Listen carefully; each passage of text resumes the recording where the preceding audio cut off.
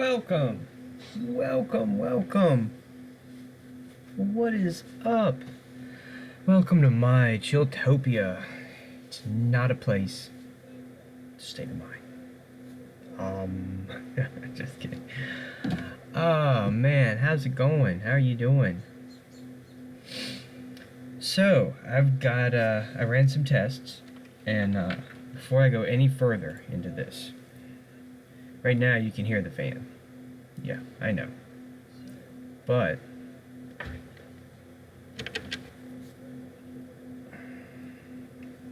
this one here, do this. Where's it at? Alright, hang on.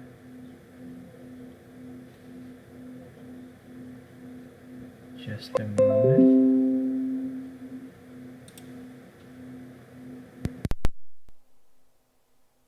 Okay. So, how does that sound?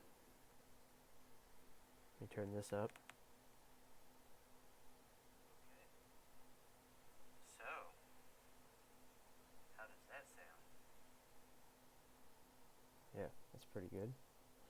Let me adjust my levels just a little bit here. Turn this up.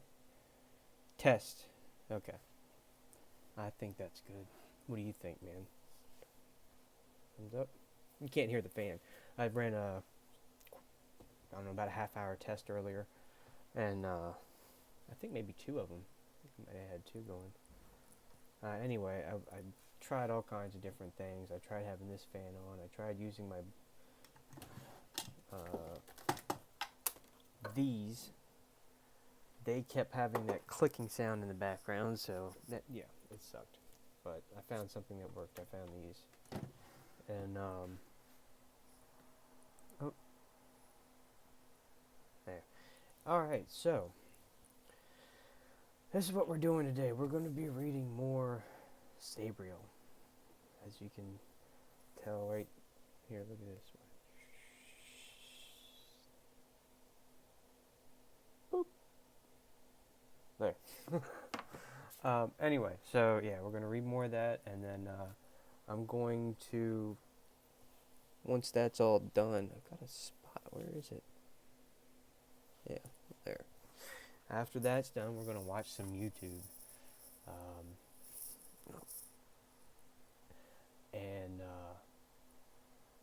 I might watch it on the computer. I might watch it from the phone. I don't know. But whenever I get done with reading this, probably about 2 hours in, I'm going to end this stream so that way it is separate from the YouTube one.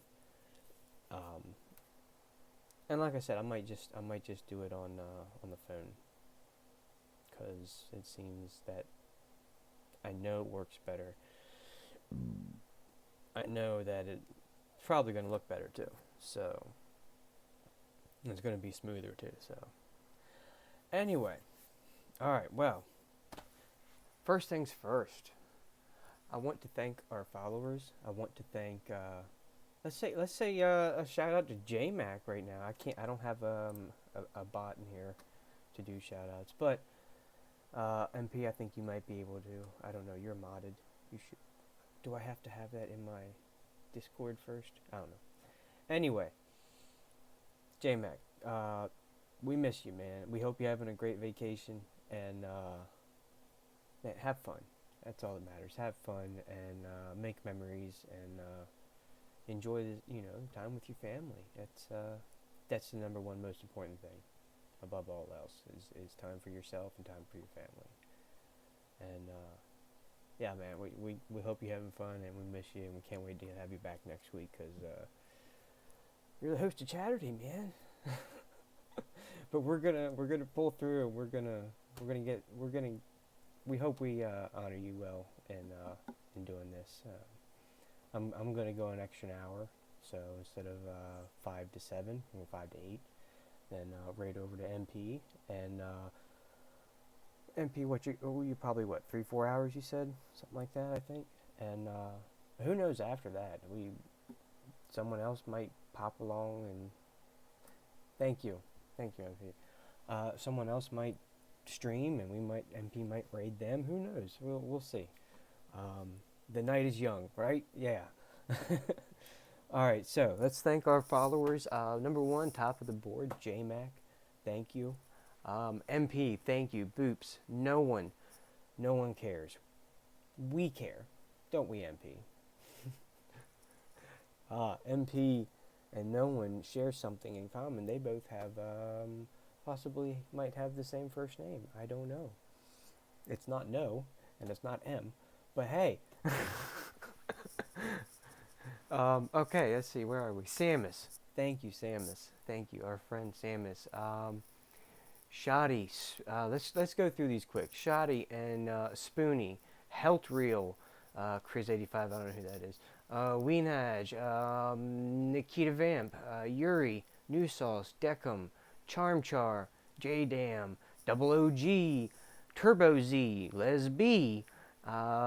Castiel. Our friend Samantha, Special 8, Aiden Raider, Wormwort, Jesus Freak, Jabberwocky, Kioma, I Love Roar, or I Am Roar, GP Bear, and our two newest, Angela 3000 and Wesson St. Louis. So thank you all for the follows. We're at 31 now, and I really appreciate it. Thank you all. I hope that you have fun here. It's not the greatest stream, but I'm here. I'm doing it. I'm trying.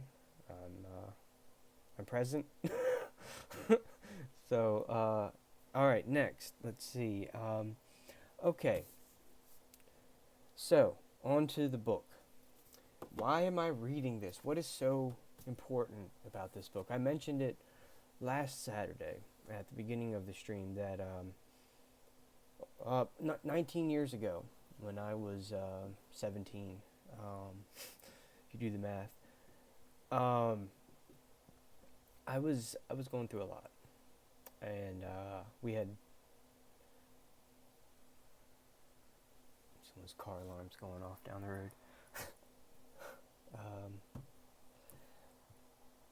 I had moved. Me and my family had moved away from Eastern Shore, the East Coast, to the Midwest, and it was right during the time that I was in high school. So there was a lot going on. There was a lot of emotions going on, and I felt kind of stuck out there, and I took it onto myself to try and take my life, and thankfully, I'm okay. I survived, and it was close. It was pretty bad. It's pretty fucking serious. And while I was at St. Louis Children's Hospital at the time, recovering, there was a woman that was pushing around a cart, a book cart. It had a little cart that had books on it, and she was going room to room. And I looked through the books, and this one book with this woman on it, right there. I picked it up. I said, all right, whatever, I'll take this one. And I started reading it, and the further I got into the book, the more I started, stay well, yes, this was 19 years ago, I'm very well. I'm good now. Teenage years are tough.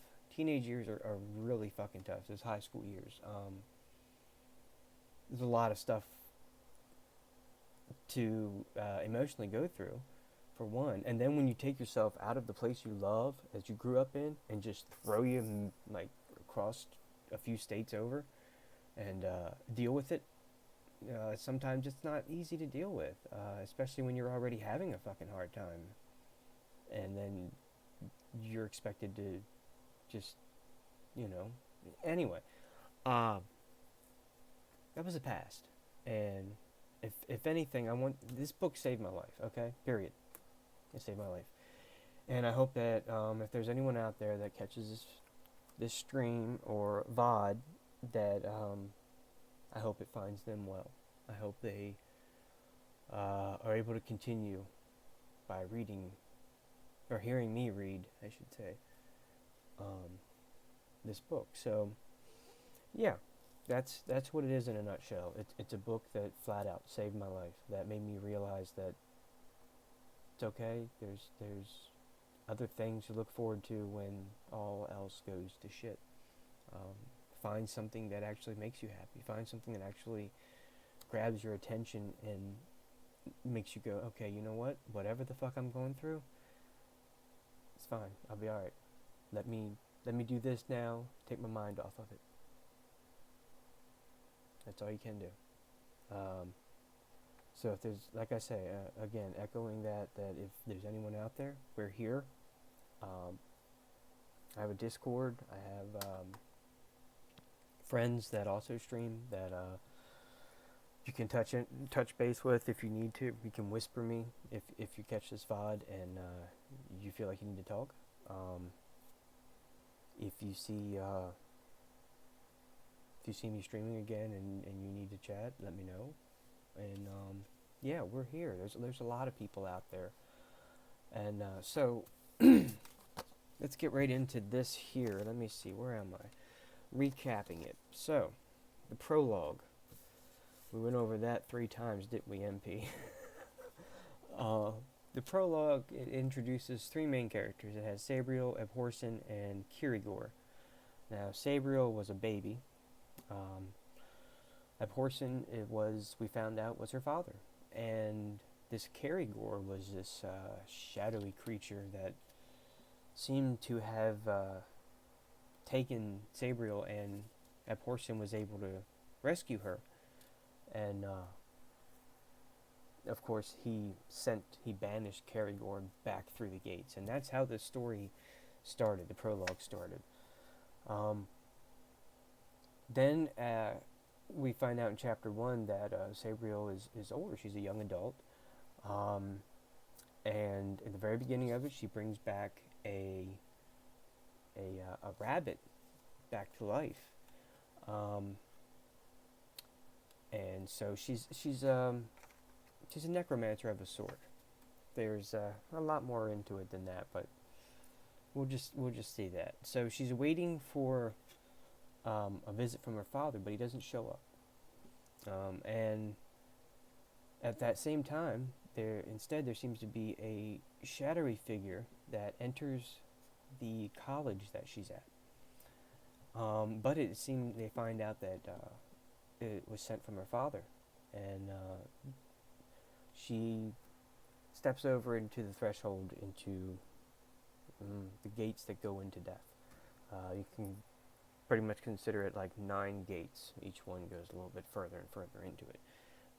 So what happened was this shadowy figure, it had like a thread that came off the back of it, and that's how her father, Abhorsen, was able to send it to her. At the same time, it was carrying a bag that had a sword with charter marks on it, which is like magic, magical stuff. And also a bandolier of bells. So it's, as you can see in the picture in the corner up here, so it's a bandolier goes across the chest, and it has different sized bells hanging from it. And we'll learn about that later. And then so she sets off. Magic. So she sets off to find him. And then we go on to bells. Yes, magic bells. What are they? So in chapter 2, we find out that Sabriel arrives to the perimeter, and she's going to go find her father.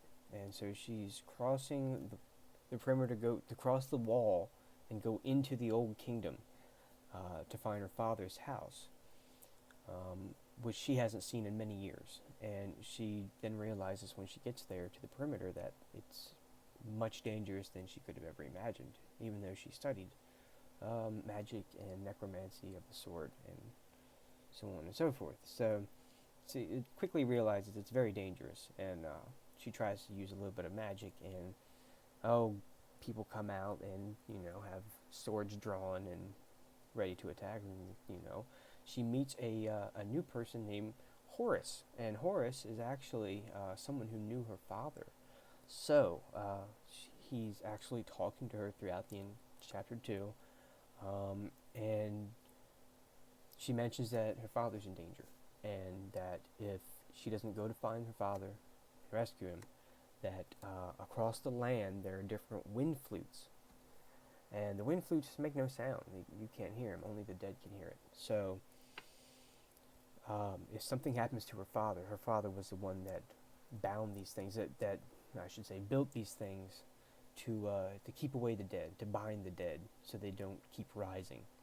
And that's why Horace is in great debt to Abhorsen, because many years ago he built those wind flutes to keep the dead away.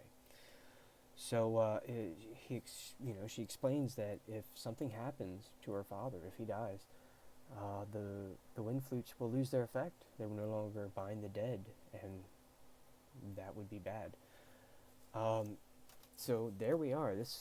We're caught up. I'm going to read the last little bit of chapter 2, and we're going to jump right into chapter 3. So I hope you're ready, man. Let's see. Anyone else here? Got 3 viewers. No, it's just a bot, I think. Yeah, it's just a bot. Okay. So, let's see here. You mentioned wind flutes. Wind flutes.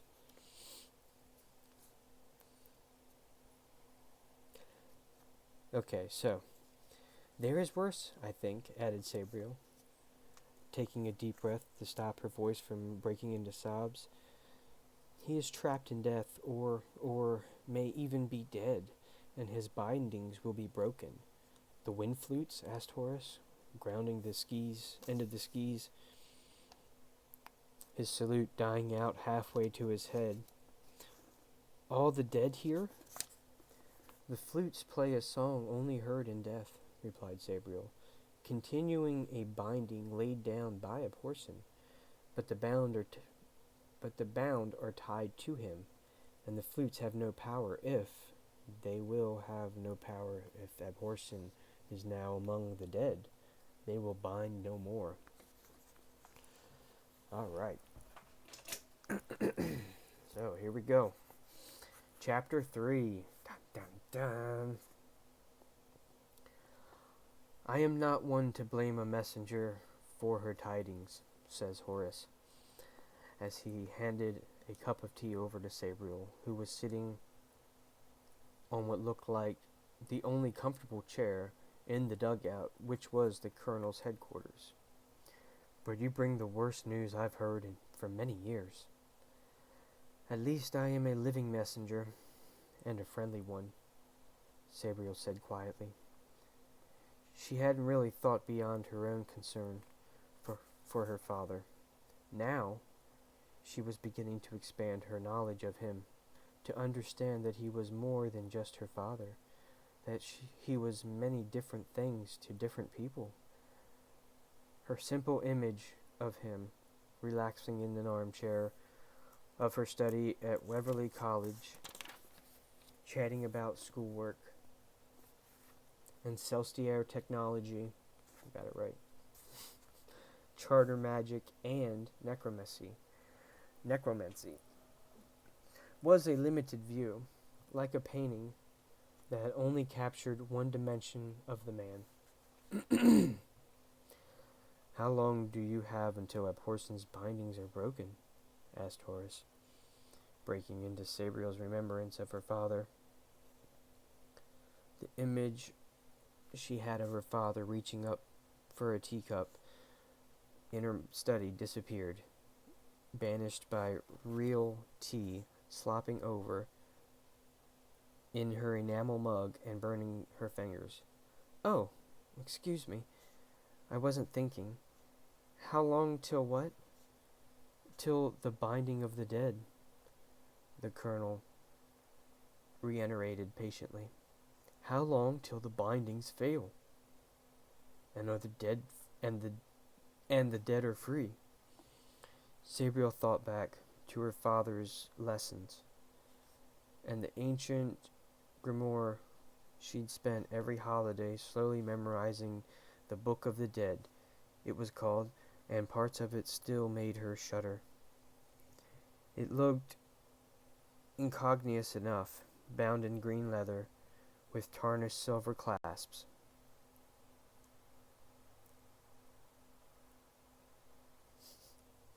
But if you looked closely, leather bound and silver, both leather and silver were etched in charter marks, marks of binding and blindings, closing and imprisonment. Only a trained necromancer could open that book, and only an uncorrupted charter mage could close it. Her father had brought it with him on his visits, and always took it away again at the end. It depends, she said slowly, forcing her to consider the question objectively, without letting emotion interfere. She tried to recall the pages that showed the carving of the wind flutes, the chapters on music and the nature of sound in the binding of the dead. If abhorsion is truly dead, the wind flutes will simply fall apart under the light of the next full moon. If he is trapped beyond the ninth gate, the binding will continue until the full moon after he passes beyond, or a particularly strong spirit breaks the weakened bonds. So the moon will tell in time, said Horace. We have 14 days until it is full. Is it possible I could bind the dead anew? Sabriel said cautiously. I mean, I haven't done it on that sort of a scale, but I know how. The only thing is, if Father isn't beyond the ninth gate, then I need to tell him as soon as I can. Then I need to help him as soon as I can. And before I can do that, I must get to his house and gather a few things. Check some references. How far is this house beyond the wall? Asked Horace, a calculating look on his face. I don't know, replied Sabriel.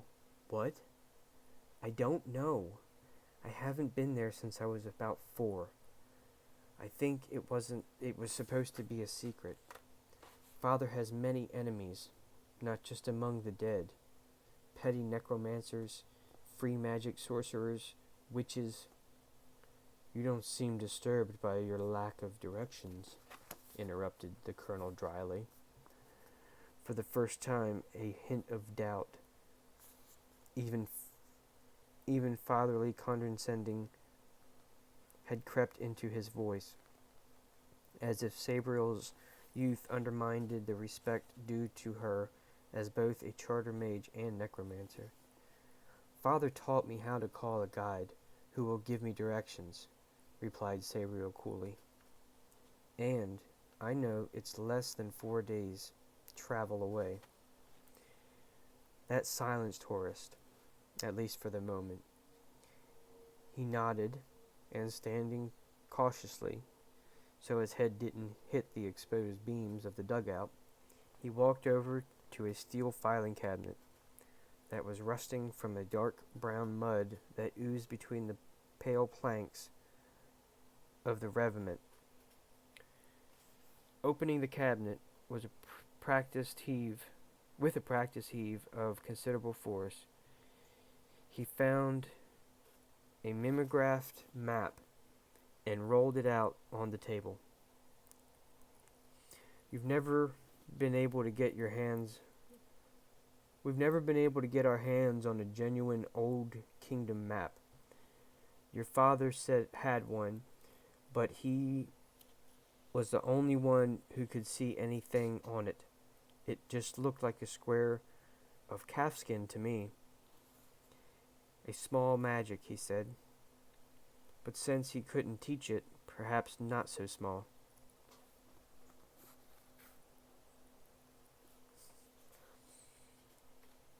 Anyway, this map is a copy of the latest version of our patrol map. So it only goes out about 10 miles from the crossing point. The garrison standing orders strictly forbid us to go further. Patrols tend not to come back beyond that distance. Maybe they desert, or maybe... His tone of voice suggested that even nastier things happened to the patrols, but Sabriel didn't question him. A small portion of the old kingdom lay spread out on the table, and once again excitement stirred up within her. We generally go out along the old North Road, said Horace, tracing it with one hand. The sword calluses on his fingers rasping across the map, like a soft sandpaper of a master craftsman. Then the patrols sweep back, either southeast or southwest. They will hit the wall. Then they follow that back to the gate. What does that symbol mean? Asked Sabriel, pointing to a blackened square atop one of the farther hills. Oh, that's a charter stone, replied the colonel. Or part of one now. It was riven in two, as if struck by lightning, a month or so ago. The patrols have called it Cloven Crest, and they avoid it if possible. Its true name is Baharian Hill, and the stone once carried the charter for a village of the same name. Before my time, anyway. If the village still exists, it must be further north, beyond the reach of our patrols. We've never had any reports of inhabitants from it coming south to Cloven Crest. Yeah. Cloven Crest. Sam! Hi, Sam. The fact is, we have few reports of people, full stop. The garrison log used to show considerable interaction with Old Kingdom people, farmers, merchants, travelers, and so on, but encounters have become rarer over the last 100 years, and are very rare in the last 20. The patrols would be lucky to see even 2 or 3 people a year now. Real people, that is, not creatures or free magic constructs, or the dead. We see far too many of those. I don't understand, muttered Sabriel. Father often used to talk of villages and towns, even cities in the Old Kingdom. I remember some of them from my childhood. Well, I sort of remember, I think. Further into the Old Kingdom, certainly, replied the colonel. The records mention quite a few names of towns and cities. We know that the people up there call the area around the wall the Borderlands. Ooh. And they don't say it with any fondness. Sabriel didn't reply, bending her head lower over the map, thinking about the journey that lay ahead of her. Cloven Crest might be a good waypoint. It was no more than 8 miles away, so she should be able to ski there before nightfall if she left fairly soon, and if it wasn't snowing too hard across the wall. A broken charter stone did not bode well, but there would be some magic there, and the path into death would be easier to tread. Charter stones were often erected where free magic flowed, and crossroads of the free magic currents were often natural doorways into the realm of death. Sabriel felt a shiver inch up her spine at the thought of what might use such a doorway, and the tremor passed through to her fingers on the map. She looked up suddenly and saw Colonel Horace looking at her long, pale hands, the heavy paper on the map still shuddering at her touch. With an effort of will, she stilled the movement. "I have a daughter almost your age," he said quietly. "Back in Corvier, back in Corvier with my wife. I would not let her cross into the old kingdom." Sabriel met his gaze, and her eyes were not the uncertain flickering beacons of adolescence. "I am only 18 years old on the outside," she said, touching her palm against her breastplate with an almost wristful motion. "But I first walked in death when I was 12. I encountered a fifth gate rester when I was 14. I banished it beyond the ninth gate. When I was 16, I stalked and banished a mordicant that came near the school. A weakened mordicant, but still. A year ago, I turned the final page of the Book of the Dead. I don't feel young anymore." "I'm so sorry for that," said the colonel. Then, almost as if he had surprised her, he added, I mean that I wish you some of the foolish joys my daughter has, some of the lightness, the lack of responsibility that goes with youth. But I don't wish it if it will weaken you in the times ahead. You have chosen a difficult path." Does the walker choose the path, or the path the walker? Sabriel quoted the words, redolent with echoes of charter magic, twinning around her tongue like some lingering spice. Those words were the dedication in the front of her almanac. They were also the very last words alone in the last page of the Book of the Dead. "I've heard that before," remarked Horace. "What does it mean?" "I don't know," said Sabriel. "It holds power when you say it," added the colonel slowly.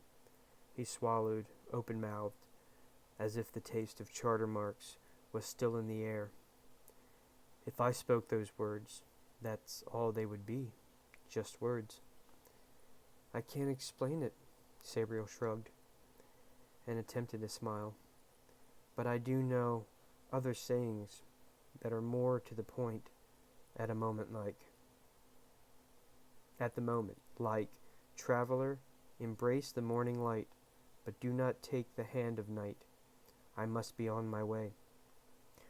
Horace smiled at the old rhyme, so beloved of grandmothers and nannies, but it was an empty smile.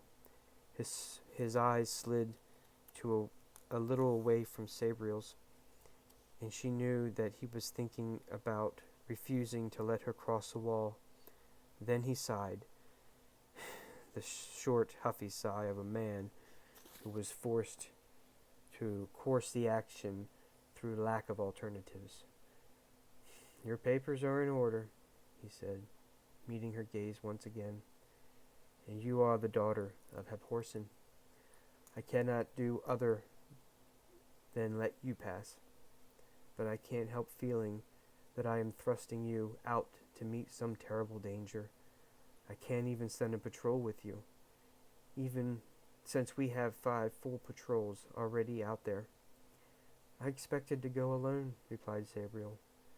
She had expected that, but felt a tinge of regret. A protective group of soldiers would be quite a comfort. The fear of being alone in a strange and dangerous land, even if it was her homeland, was only just below the level of her excitement. It wouldn't take much for the fear to rise over it. And always there was a picture of her father in her mind, her father in trouble, trapped, and alone in the chill waters of death. "Very well," said Horace. "Sergeant!" The helmeted head appeared suddenly around the doorway, and Sabriel realized 2 guards must have been standing on guard outside the dugout. On the steps up into the communication trench. She wondered if they'd heard. Prepare a crossing party, snapped Horace. "A single person across. Miss Abhorsen here. And Sergeant, if you or Private Rahaz so much as talk in your sleep about what you have heard here, then you'll be on grave-digging fatigues for the rest of your lives." "Yes, sir," came a sharp reply, echoed by the unfortunate Private Rahaz, who, Sabriel noted, did seem half asleep.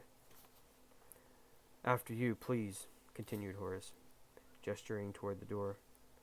"May I carry your skis again?" The army took no chances when it came to crossing the wall.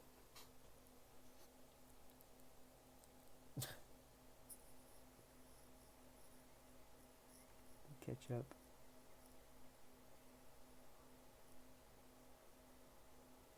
Oh my gosh, I got a lot to catch up on.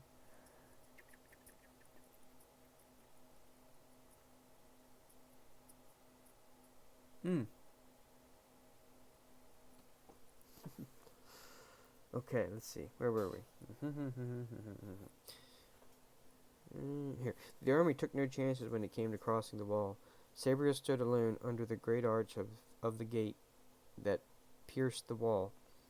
But archers stood or knelt in a reverse arrowhead formation around the gate, and a dozen swordsmen had gone ahead with Colonel Horace.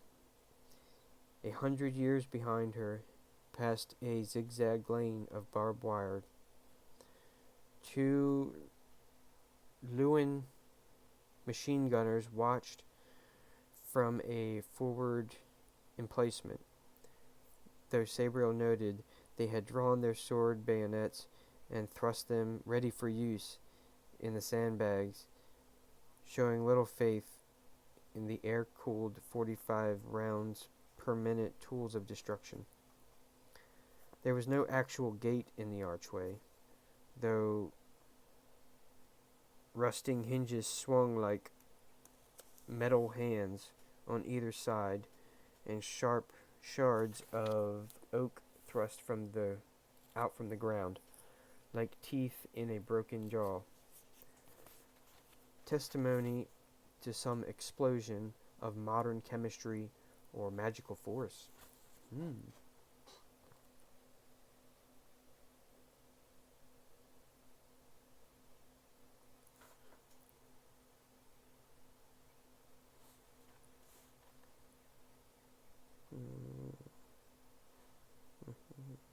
It was snowing lightly in the Old Kingdom side, and the wind channeled occasionally snowing flakes through the gate into Encelstier, where they melted on the warmer ground of the south. One caught in Sabriel's hair. She brushed it lightly till it slid down her face and was captured by her tongue. Okay. The cold water was refreshing, and though it tasted no different from any other melted snow she'd drunk, it marked her first taste of the Old Kingdom in 13 years.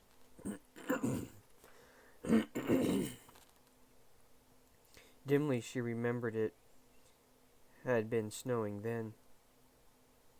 Her father had carried her through, When he first brought her south into Ancestier, a whistle alerted her, and she saw a figure appear out of the snow, flanked by 12 others, who drew up in 2 lines leading out from the gate.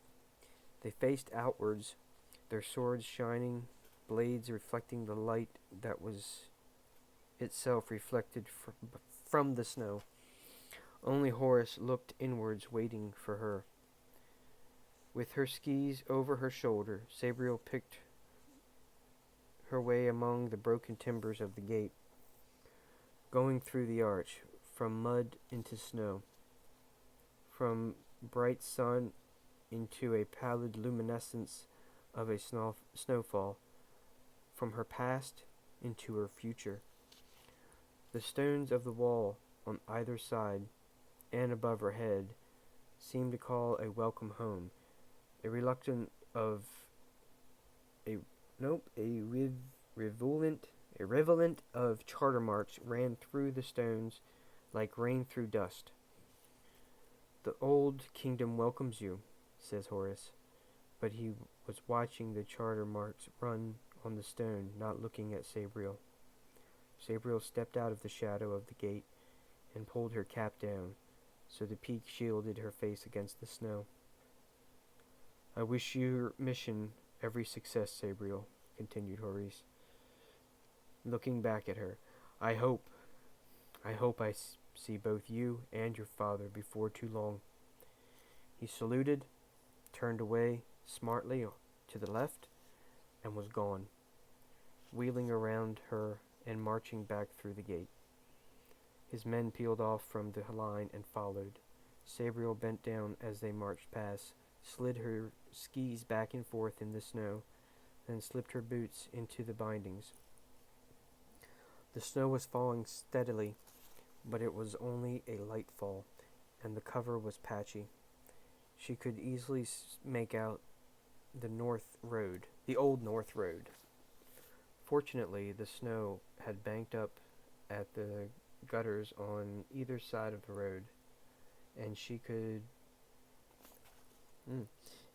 make good time if she kept to these narrow snowways. Even though it seemed to be several hours later in the Old Kingdom than it was in Ancestier, she expected to reach Cloven Crest before dusk. Taking up her poles, Sabriel checked that her father's sword was easy in its scabbard, and the bells hung properly from their baldric. She considered a quick charter spell for warmth, but decided against it. The road would be slightly uphill. Gradient?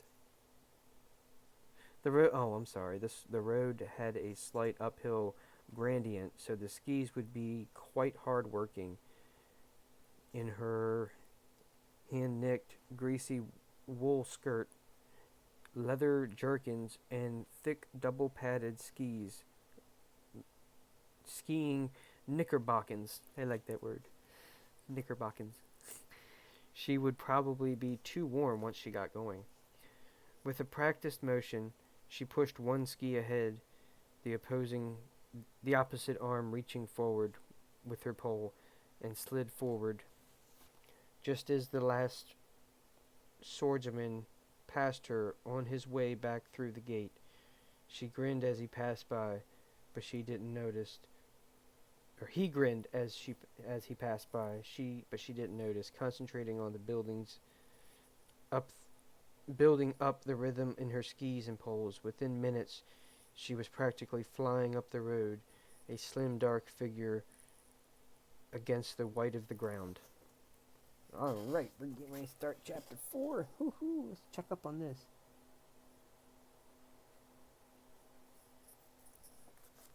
Sorry, inappropriate. Last time, yeah.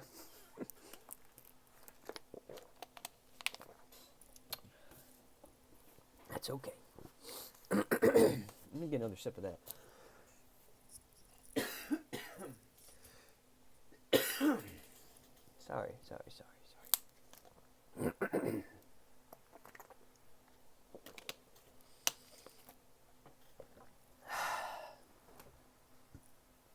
Quick stretch.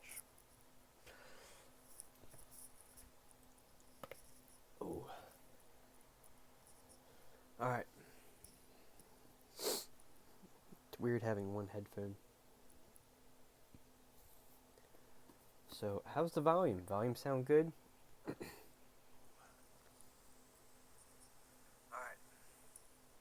Sounds good.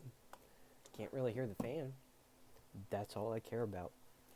I just want to have the fan going so it doesn't... Sounds good? Okay, thank you. Cool. Alright. What time are we at? Okay, we're an hour in. Alright, let's do this. Let's keep moving. Alright. Sabriel found the first dead Ancestarian soldier about 6 miles from the wall in the last fading hours of the afternoon. The hill she thought was Cloven Crest was a mile or two to the north. She'd stopped to look at its dark bulk rising rocky and treeless from the snow-covered ground. Its peak temporarily hidden in one of the light, puffy clouds that occasionally lets forth a shower of snow or sleet.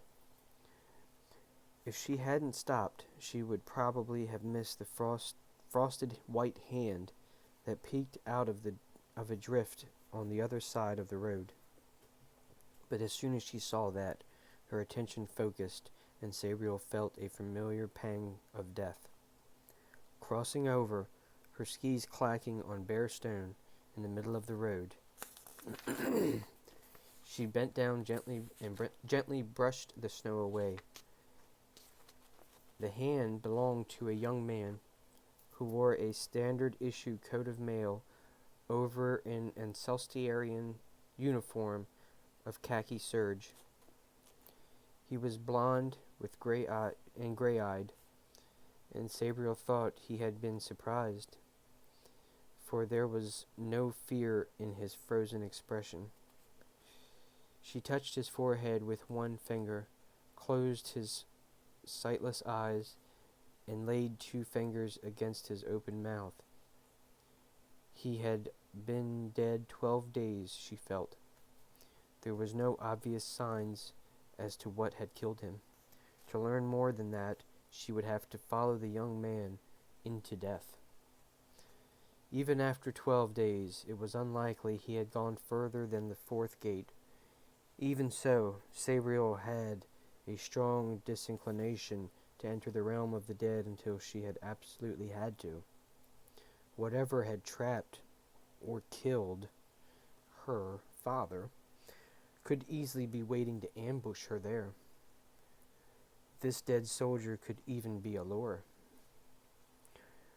Quashing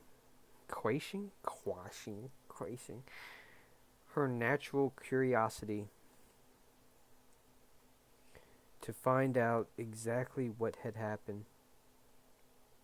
Sabriel folded the man's arms across his chest, after first unclenching the grip that his right hand still had on his sword hilt. Perhaps he had not been taken totally unawares after all. Then she stood and drew the charter marks of fire, cleansing, peace, and sleep in the air above the corpse, while whispering the sounds of those same marks. It was a litany that every charter mage knew, and it had the usual effect. A glowing ember sparked up between the man's folded arms, multiplied into many stabbing, darting flames. Then fire whooshed the full length of his body. Seconds later it was out, and only ash remained. Staining a corselet of blackened mail. Sabriel took the soldier's sword from the pile of ashes and thrust it through the melted snow into the dark earth below. It stuck fast, upright, the hilts casting a shadow like a cross upon the ashes. Something glinted in the shadow, and belatedly, Sabriel remembered that the soldier would have worn an identity disc or tag. Shifting her skis again to rebalance, she bent down and hooked the chain of the identity disc with one finger, pulling it up to read the name of the man who had met his end here, alone in the snow. But both the chain and disc were machine-made in Ancelstier, and so unable to withstand the charter magic fire, the disc crumbled into ash as Sabriel raised it to an eye level, and the chain fell into its component links, pouring between Sabriel's fingers like small steel coins. "Perhaps they'll know you from your sword," said Sabriel. Her voice sounded strange in the quiet of the snowy wilderness, and behind each word her breath rolled out like a small wet fog. "Travel without regret," she added. "Do not look back." Sabriel took her own advice, and she skied away. There was an anxiety in her now that had been mostly academic before, and every sense was alert, watchful. She had always been told that the Old Kingdom was dangerous, and the borderlands near the wall particularly so, but that intellectual knowledge was tempered by her vague childhood memories of happiness, of being with her father and the band of travelers. Now, the reality of the danger was slowly coming home. Half a mile on, she slowed and stopped to look back up at the cloven crest again. Neck cricked back to watch where the sun struck between the clouds, lighting up the yellow-red granite of the bluffs. She was in the cloud shadows herself, so the hill looked like an attractive destination. As she looked, it started to snow again, and 2 snowflakes fell upon her forehead, melting into her eyes. She blinked, and the melted snow traced tear trails down her cheeks. Though misted eyes, she saw a bird of prey, a hawk or kite, launch itself from the bluffs and hover, its concentration totally centered upon some small mouse or vole creeping across the snow. The kite dropped like a cast stone, and a few seconds later Sabriel felt some small life snuffed out. At the same time, she had felt a tug of human death somewhere ahead, near where the kite dined. More people lay dead. Sabriel shivered and looked at the hill again. According to Horace's map, the path to Cloven Crest lay in a narrow gully between 2 bluffs. She could see quite clearly where it must be, but the dead lay in that direction. Whatever had killed them might also still be there. There was snowlight on the bluffs, but the wind was driving cold snow clouds across the sun, and Sabriel guessed it was only an hour or so till dusk. She'd lost time freeing the soldier spirit, and now had no choice but to hurry on if she wished to reach Cloven Crest before nightfall. She thought about what lay ahead for a moment, then chose to compromise between speed and caution, stabbing her poles into the snow then released her bindings, stepped out of her skis, and then quickly fastened skis and poles together to be strapped diagonally across her backpack. She tied them on carefully, remembering how they'd fallen and broken her charter spell on the parade ground only that morning. But it seemed like weeks ago, and a world away. That done, she started to pick her way down the center of the road, keeping away from the gutter drifts. She'd have to leave the road fairly soon, but it looked like was little snow on the steep, rocky slopes of Crest. I guess that's going to be the name of the town that's going to throw me off the whole time. I've got Excelsior down. Now I've got Cloven Crest.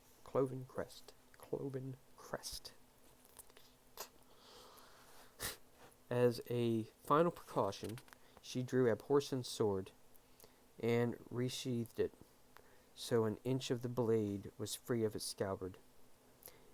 It would draw fast and easily when she needed it. Sabriel expected to find the bodies on the road, or near it, but they lay further on. There were many footprints in churned up snow, leading from the road towards the path of Cloven Crest. That path ran between the bluffs, following a route gorged out by a stream falling from the deep springs higher up the mountain. The path crossed the stream several times, with stepping stones or tree trunks across the water to save walkers from wet feet. Halfway up, where the bluffs almost ground together, the stream was dug out itself a short gorge, about 12 feet wide, 30 feet long and deep. Here, the path makers had been forced to build a bridge across the stream along the stream rather than across it. Sabriel found the rest of the Celestiarian patrol here, tumbled on the dark olive-black wood of the bridge, with the water murmuring beneath, and the red stone arching overhead. There were 7 of them along the bridge's length. Unlike the first soldier, it was quite clear what had killed them. They had been hacked apart, and as Sabriel edged closer, she realized they had been beheaded. Worse than that, whatever had killed them had taken their heads away, almost a guarantee that their spirits would return. Her sword did draw easily, gingerly, her right hand almost glued to the sword hilt. Sabriel stepped around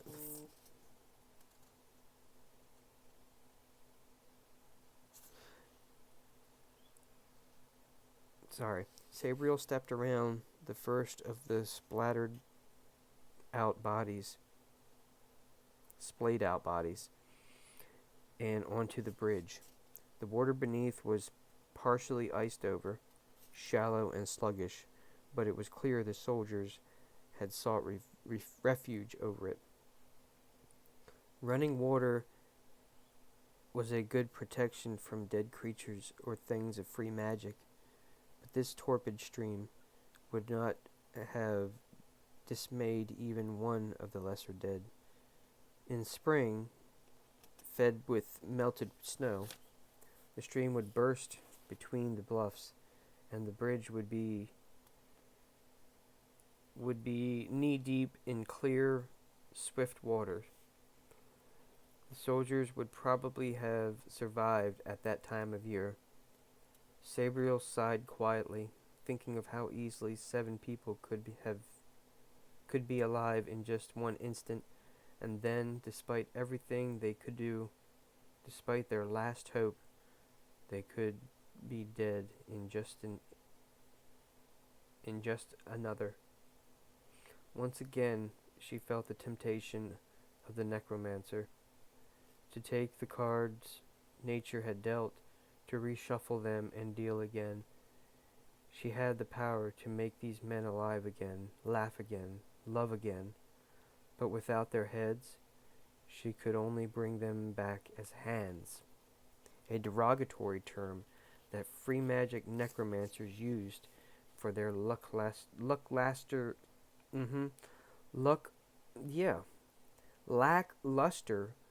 revergence, who retained little of their original intelligence and none of their innative.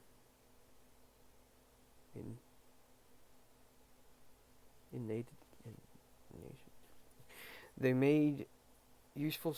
They made useful servants, though either as reanimated corpses or the more difficult shadow hands, where only the spirit was brought back. Sabriel grimaced as she thought of shadow hands, and a skilled necromancer could easily raise shadow hands from the heads of the newly dead.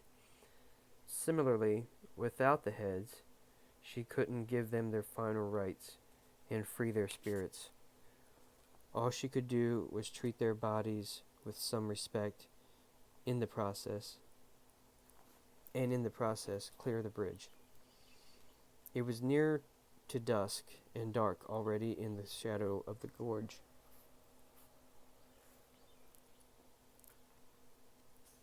But she ignored the little voice inside her that was urging her to leave the bodies and run for the open space of the hilltop. By the time she finished dragging the bodies back down the pathway, lying them out with their swords plunged in the earth next to their headless bodies, it was dark outside the gorge too, so dark she had to risk a faint charter conjuring light that hung like a pale star above her head, showing the path before dying out.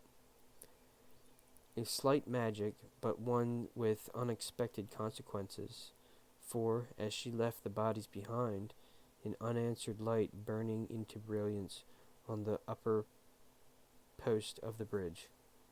It faded into red embers almost immediately, but left 3 glowing charter marks. One was strange to Sabriel, but from the other 2, she guessed its meaning. Together they held a message. 3 of the dead soldiers had the feel of charter magic about them, and Sabriel guessed that they were charter mages. They would have had the charter mark on their foreheads.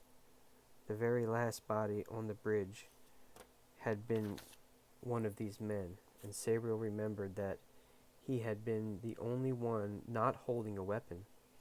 His hands had been clasped around the bridge post. These marks would certainly hold his message. Sabriel touched her own forehead, charter mark, and then the bridge post. The marks flared again, and then went dark. A voice came from nowhere, close to Sabriel's ears. A man's voice, husky, with fear, backed by the sound of clashing weapons, screaming, and total panic. "One of the great are dead! It came behind us, almost from the wall. We couldn't turn back. It has servants, hands, a mordicant. This is Sergeant Garin. Tell Colonel..." Whatever he wanted to tell the Colonel Horace was lost in the moment of his own death. Sabriel stood still, listening, as if there might be more. She felt nauseous, and took several deep breaths. She had forgotten that for all her families of death... Oh, I'm sorry, that's not families. For all her that word, with death and the dead, She had never seen or heard anyone actually die. The aftermath she had learnt to deal with, but not the event. She touched the bridge post again. She just with one finger, and felt the charter marks twisting through the grain of the wood. Sergeant Guerin's message would be there forever, for any charter mage to hear, till time did its work, and the bridge post and the bridge rotted or were swept away by a flood. Sabriel took a few more breaths, stilled her stomach, and forced herself to listen once more. One of the greater dead were back in life, and that was something her father was sworn to stop. It was almost certain that this emergent and Abhorson's disappearance were connected. Once again, the message came, and Sabriel listened. Then, brushing back the starting tears, she walked on, up the path, away from the bridge and the dead, up towards Cloven Crest and the broken charter stone. The bluffs parted and in the skies above, stars started to twinkle as the wind grew braver and swept the snow mounds before it into the west. A new moon unveiled itself, a swelling in brightness, till it cast shadows on the shadow. Oh no, we're getting there. Till it cast shadows on the snow-fleckered ground. It's chapter 5. Okay, let me get a breath. More. Catch up on this. New Sauce, what's up, New Sauce? Epic book. Ghost Wanderer, hello. I've always wanted to read this book. How is it so far? It's great. I love it. It's one. If you catch the beginning of this VOD, I explain a little bit better about how special this book is to me. I found it 19 years ago, so I just want to be able to share it. Just want to be able to share it with everybody. But thank you for being here, Ghost Wanderer. Thank you.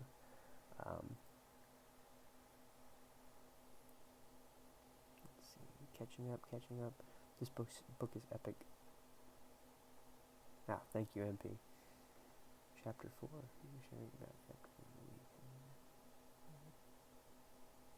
Thank you. So good hearing that. Yeah, Ghost Wanderer, if you would like, you can check out my VODs and the last week. The last week's Saturday raid party. If you watch that video, you can see me reading the prologue and chapter 1 and 2. New Sauce needs coffee. Yay, coffee.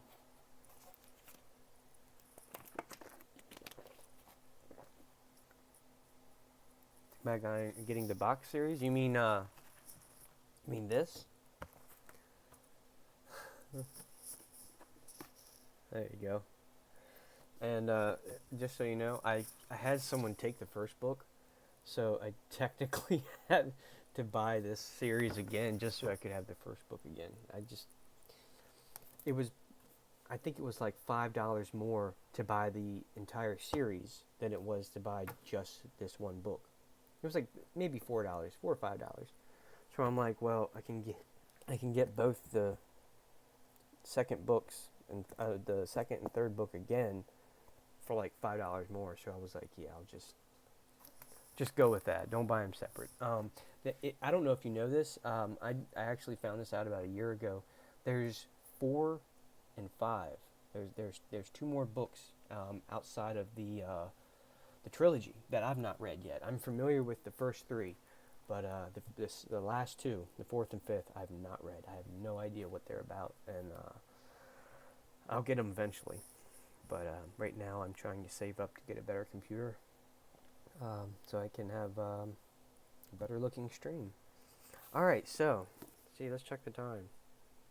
Oh, we're doing pretty good. Let me get one more drink here, and we'll. That was the short chapter, so This next one's going to be a little bit longer. Chapter 5. It was no more than half hour's steady climb to a flat top of Cloven Crest. Though the path grew steeper and more difficult, the wind was strong now, and had cleared the sky, the moonlight giving form to the new landscape, but without the clouds. It had grown much cooler. Sabriel considered a charter spell for warmth.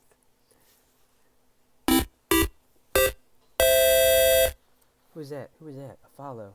I heard it. Who followed? Thank you, Ghost Wanderer. Thank you. You. Let me take this off. You're going on the board. Thank you for following.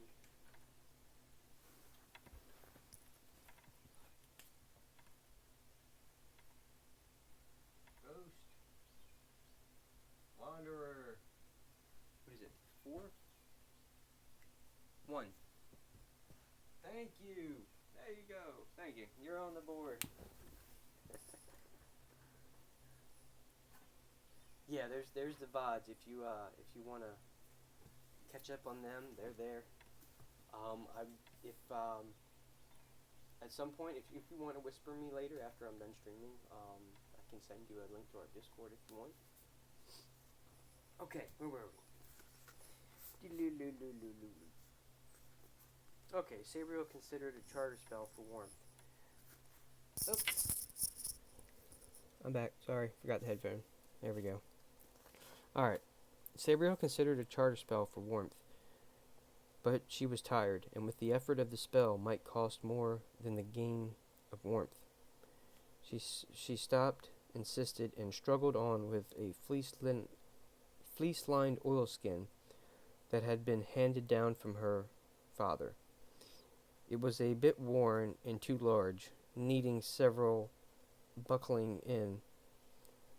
With her sword belt and the baldric of her that held her bells, but it was clearly windproof.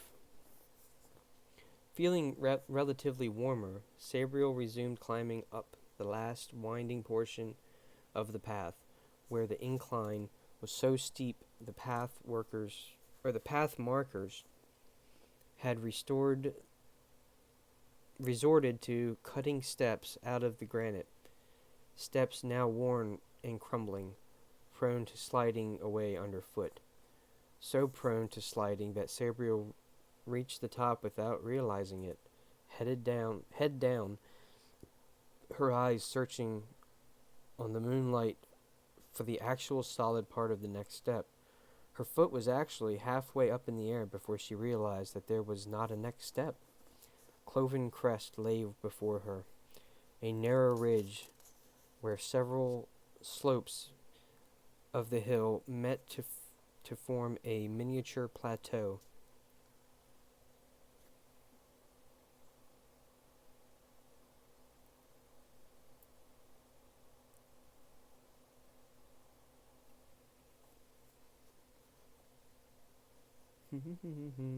Sorry, hold on.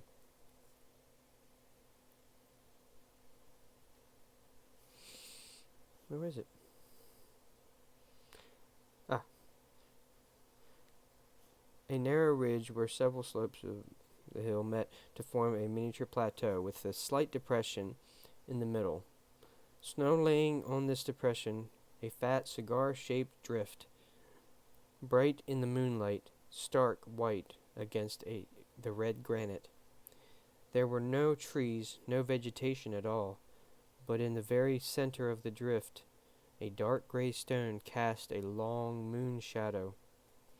It was twice Sabriel's girth and 3 times her height, and looked whole till she walked closer and saw the zigzag crack that cut it down the middle. Sabriel had never seen a true charter stone before, but she knew they were supposed to be like the wall, the charter marks running like quicksilver through the stone, forming and dissolving, only to reform again, in a never-ending story that told of the making of the world. There were charter marks on this stone, but they were still as frozen as the snow, dead marks, nothing more than meaningless inscriptions, carved into a sculpted stone. It wasn't what Sabriel had expected, though she now realized that she hadn't thought about it properly. She'd thought of lighting, or such like as the splintered of the stone, but forgotten lessons remembered too late told her that wasn't so. Only some terrible power of free magic could split a charter stone. She walked closer to the stone, fear rising in her like a toothache in its first growth, signaling worse to come. The wind was stronger and colder too, out of the ridge, and the oilskin seemed less comforting, as its memories of her father brought back remembrance of certain pages of the Book of the Dead, and tales of horror told by little girls in the darkness of their dormitory far from the old kingdom. Fears came with these memories, till Sabriel wrestled them to the back of her mind, and forced herself closer to the stone. Dark patches of something obscured some of the marks, but it wasn't until Sabriel pushed her face almost to the stone that she could make out what they were, so dull and black in the moonlight. When she did see, her head snapped up, and she stumbled backwards, almost overbalancing in the snow. The patches were dried blood. And when she saw them, Sabriel knew how the stone had been broken, and why the blood hadn't been cleared away by the rain or snow, why the stone would never be clean. A charter mage had been sacrificed on the stone, sacrificed by a necromancer to gain access to death, or to help a dark spirit break through into life. Catch up on the chat.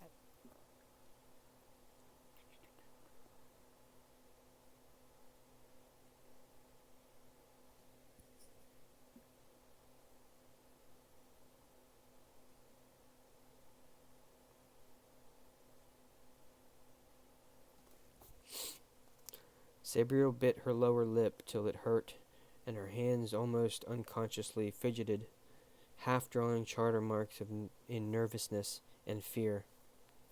The spell for that sort of sacrifice was in the last chapter of the Book of the Dead. She remembered it now, in sickening detail. It was one of the many things she seemed to have forgotten from that green-bound book, or had been made to forget. Only a very powerful necromancer could use that spell. Only a totally evil one would want to. And evil breeds evil. Evil taints places and makes them attractive to further acts of... "Stop it!" Sabriel whispered out loud, to still her mind from its images. It was dark, windy, and getting colder by the minute. She had to make a decision: to camp and call her guide, or to move on immediately to some random direction in the hope that she would be able to summon her guide from somewhere else. The worst part of it all was that her guide was dead. Sabriel had to enter death, albeit briefly, to call and converse with the guide. It would be easy to do so here, for the sacrifice had created a semi-permanent entry, as if a door had been wedged ajar. But who knew what might be lurking, watching, for the cold river beyond. In the cold river beyond. Sabriel stood for a moment, shivering, listening, and every sense contradicted, like some small animal that knows a predator hunts nearby. Her mind ran through the pages of the Book of the Dead, and though the many hours she had spent learning charter magic from Magistrix Greenwood in the sunny North Tower of Waverley College, at the end of the minute, she knew that camping was out of the question. She was simply too frightened to sleep anywhere near the ruined Charterstone. But it would be quicker to call her guide here, and the quicker she got to her father's house, the sooner she could do something to help him. So a compromise was called for.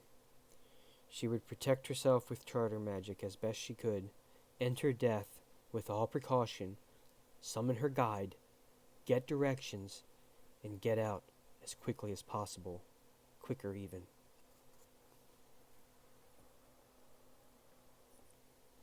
With decision came action. Sabriel dropped her skis and pack,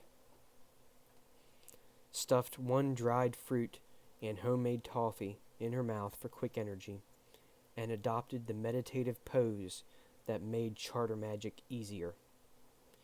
After a bit of trouble with the toffee and her teeth, she began. Symbols formed in her mind. 4 cardinals, charter marks that were the poles of a diamond that would protect her from both physical harm and free magic. Let me go at that one more time. Symbols formed in her mind, the 4 cardinal charter marks that were the poles of a diamond that would protect her from both physical harm and free magic. Sabriel held them in her mind, fixed them in time, and pulled them out of a flow of a never-ending charter. Then, drawing her sword, she traced rough outlines in the snow around her, 1 mark at each cardinal point of the compass. As she finished each mark, she let the one in her mind run from her head to her hand, down the sword and into the snow. There they ran like lines of golden fire, and the marks became alive, burning on the ground. The last mark was the north mark, the one closest to the destroyed stone. It almost failed. Sabriel had to close her eyes and use all her will to force it to leave the sword. Even then, it was only a pallid intimidation of the other 3, burning so weakly it hardly melted the snow. Sabriel ignored it, quelled the nausea that had brought bile to the back of her mouth, her body reacting to the struggle with the charter mark. She knew the north mark was weak, but golden lines had run between all 4 points, and the diamond was complete, if shaky. In any case, it was the best she could do. She sheathed the sword, took off her gloves, and fumbled with the bell bandolier, cold fingers counting the bells. "Rana," she said aloud, touching the smallest bell. "Rana."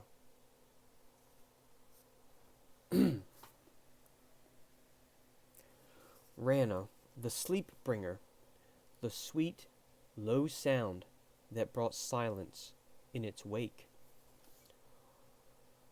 Masriel, the second bell, a harsh, rowdy bell. Masriel was the waker, the bell Sabriel should never use, the bell whose sound was a seesaw, throwing the ringer further into death as it brought the listener into life. Kebeth was the walker, the bell of several sounds. a difficult and contrary bell. It could give freedom to movement of one of the dead, or walk them through the gate. Many a necromancer had stumbled with Kebeth, and walked where they would not. Direm, a musical bell of clear and purty tone. Direm was the voice of the dead so often lost. But Direm could tell also still a tongue that moved too freely. Belgar, another tricksome bell that sought to ring of its own accord.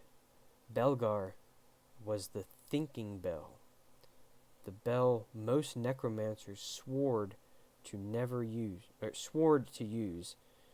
It could restore independent thought, memory, and all patterns of a living person, or, slipping in a careless hand, erase them. Sereneth, the deepest, lowest bell, the sound of strength. Sereneth was the binder, the bell that shackled the dead to the wielder's will. And last, the largest bell, the one Sabriel's cold fingers found colder still, even in the leather case that kept its silence. Astariel, the sorrowful, whispered Sabriel. Aristel was the banisher, the final bell. Properly rung, it cast everyone who heard it far into death, including the ringer. Sabriel's hand hovered, touched on Rana, and then settled on Sereneth. Carefully, she undid the strap and withdrew the bell. Its clapper, freed of the mask, rang slightly like the growl of a waking bear. Sabriel stilled it, holding the clapper with her palm inside the bell, ignoring the handle. With her right hand, she drew her sword and raised it in the guard position. Charter marks along the blade caught the moonlight and flickered into life. Sabriel watched them for a moment, as portents would sometimes be seen in such things. Strange marks raced across the blade before transmuting into a more unusual inscription, one that Sabriel knew well. She bowed her head and prepared to enter into death. Unseen by Sabriel,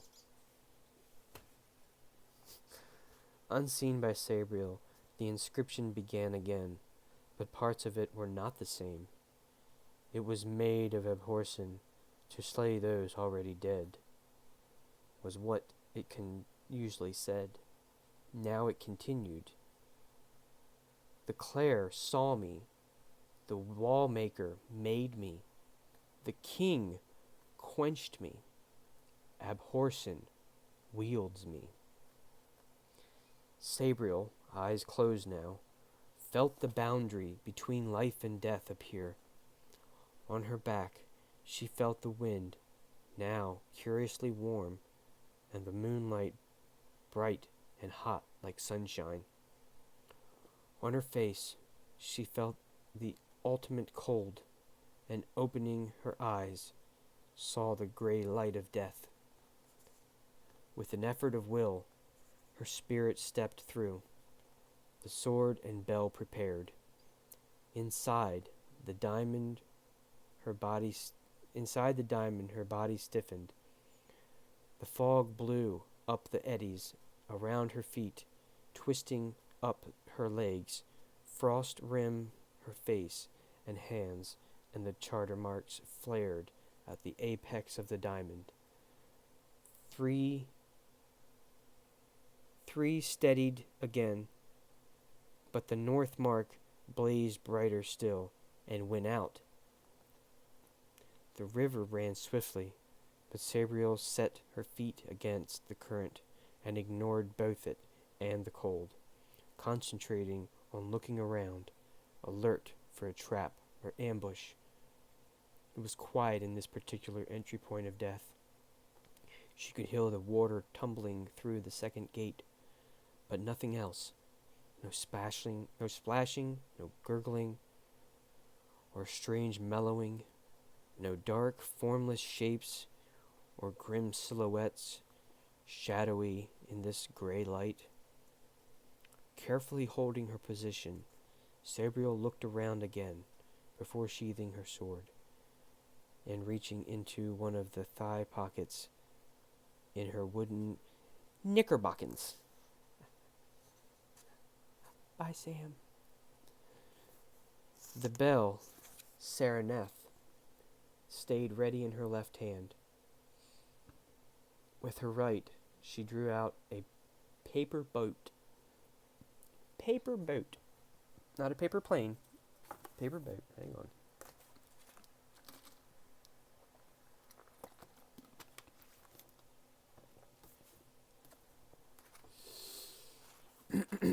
Okay. With her right, she drew out a paper boat and, still one-handed, opened it out of its proper shape. Beautifully white, almost luminous in the light.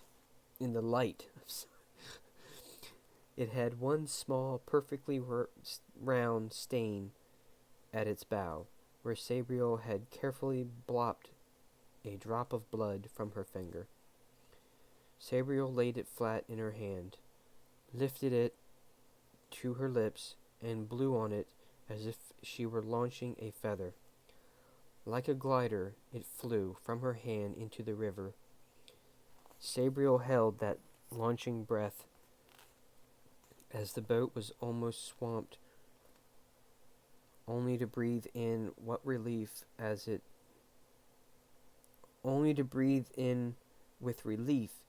as it breasted a ripple, righted itself, and surged away with the current.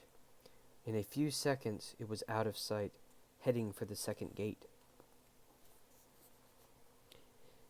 It was the second time in her life that Sabriel launched just such a paper boat.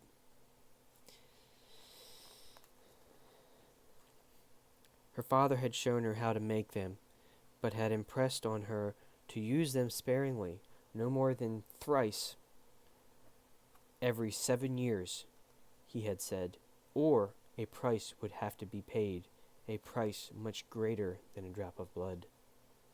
That sounds familiar. As events should follow as they had the first time, Sabriel knew what to expect.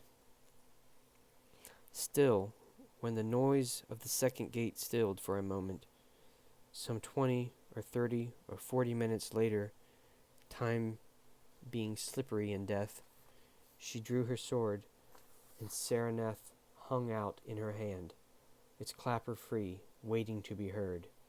The gate had stilled because something was coming back from the deeper realms of death. Sabriel hoped it was the one she had invited with the paper boat.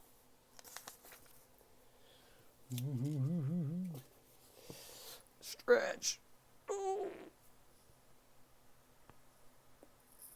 Let me take this off. I've got to go to the bathroom real quick. Real quick.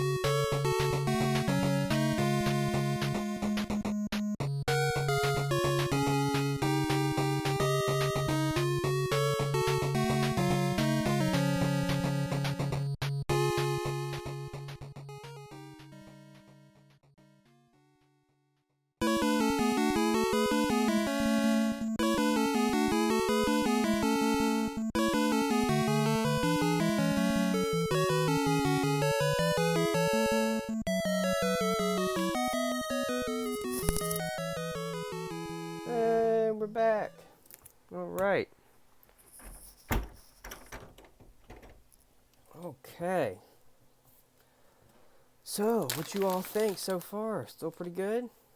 Yeah? What do you think, MP?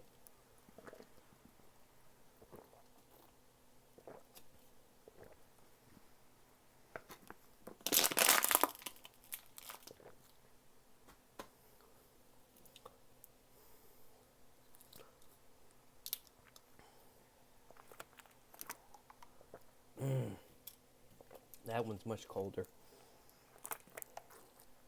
Ah.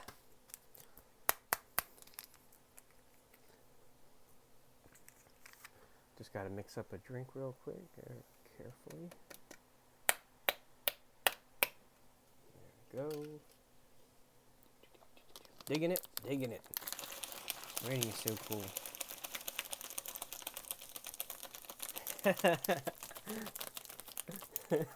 Yeah, it is, isn't it?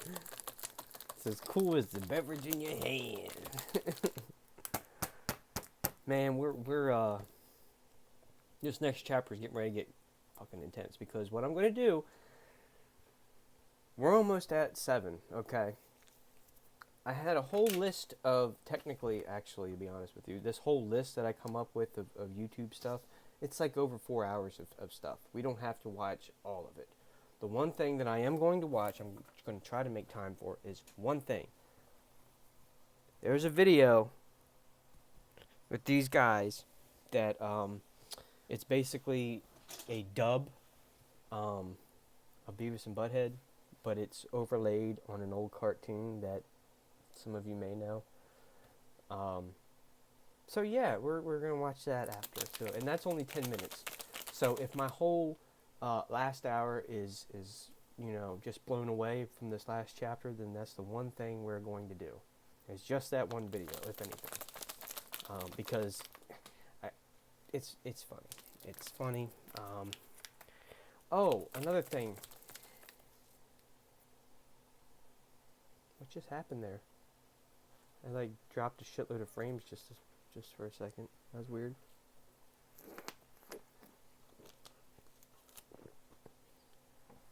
Yeah, that was weird.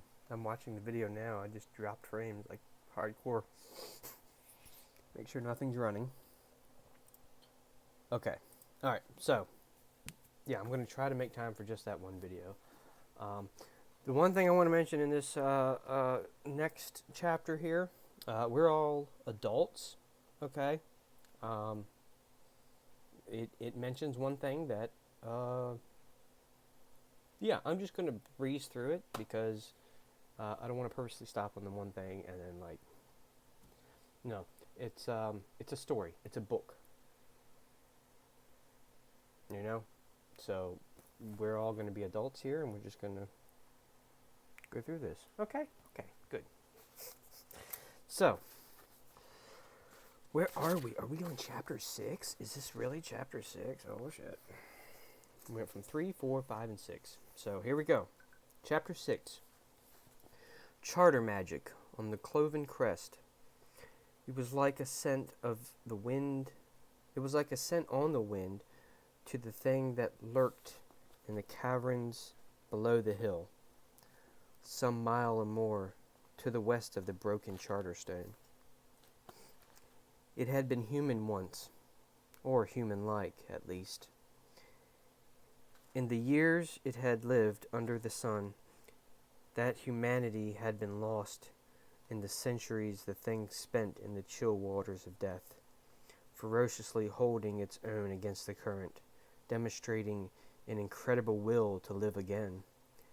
A will it didn't know it possessed before a badly cast hunting spear bounced from a rock and clipped its throat. Just enough for a last few minutes of frantic life. By sheer effort of will, it had held itself on the life side of the fourth gate for 300 years, growing in power, learning the ways of the dead. It preyed on lesser spirits and served or avoided greater ones. Always the thing held on to life. Its chance finally came when A mighty spirit erupted from beyond the seventh gate, smashing through each of the upper gates in turn, till it went raving into life. Hundreds of the dead had followed, and this particular spirit had joined the throng. There had been terrible confusion, and the mighty enemy at the very border between life and death, but, in the melee, it had managed to sneak around the edges and squirm triumphantly into life. There were plenty of recalled, vacated bodies where it emerged, so the thing occupied one, animated it, and ran away. Soon after, it found the caves it now inhabited. It even decided to give itself a name, Thralk. A simple name, not too difficult, for a partially decomposed mouth to voice.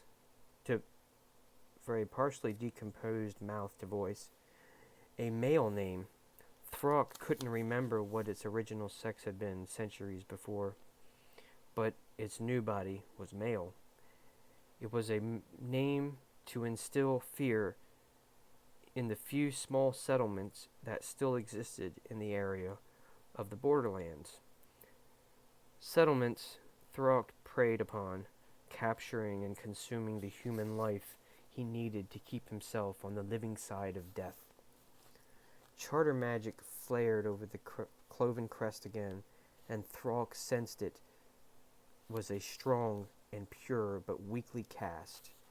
The strength of the magic scared him, but the lack of skill behind it was reassuring, and the strong magic meant a strong life.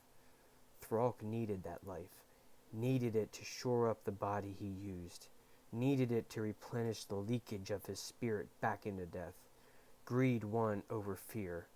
The dead thing left the mouth of the cave, and started climbing the hill, his lidless, rotting eyes fixed on the distant crest. Sabriel saw her guide. Sabriel saw her guide, first as a tall, pale light drifting over the swirling water towards her, and then, as it stopped several yards away, as a blurred, glowing human shape, its arms outstretched in welcome. Sabriel. The words were fuzzy and seemed to come from much farther away than where the shining figure stood. But Sabriel smiled as she felt the warmth in the greeting. Abhorsen had never explained who or what this luminous person was, but Sabriel thought she knew. She'd summoned this advisor only once before, when she had first menstruated. There was minimal sex education at Waverly College, none at all till you were 15. The older girls' stories about menstruation were many and varied, to often meant to scare. None of Sabriel's friends had reached puberty before her, so in fear of desperation, she had entered death. Her father had told her that the one the paper boat summoned would answer any question and would protect her, and so it had. The glowing spirit answered all her questions, and many more besides, till Sabriel was forced to return to life. "Hello, Mother," said Sabriel, sheathing her sword, carefully muffling Sereneth with her fingers inside the bell. The shining shape didn't answer, but that wasn't unexpected. Apart from her one-word greeting, she could only answer questions. Sabriel wasn't really sure if the manifestation was the only unusual dead spirit of her mother, which was unlikely, or some residual protective magic left by her. "I don't have much time," Sabriel continued. "I'd love to ask you about, everything, I guess. But at the moment, I need to know how to get to Father's house in Clovencrest.